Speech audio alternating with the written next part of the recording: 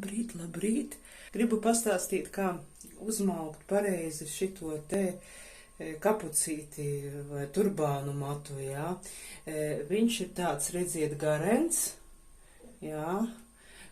Tātad rekur ar pogu uz augšu mēs liekam uz pakauša, galvu mēs nokaram un matus sapurinam šitā te, liekam to visu uz pakauša ar pogu, jā.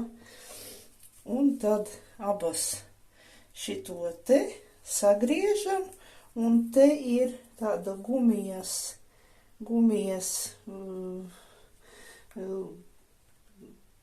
kā saka, aizmetamais, un metam tad mēs aiz tās pogas, un mums, rekāds man šoreiz turbāns sanāca, no ar abām rokām vajag, vai ne?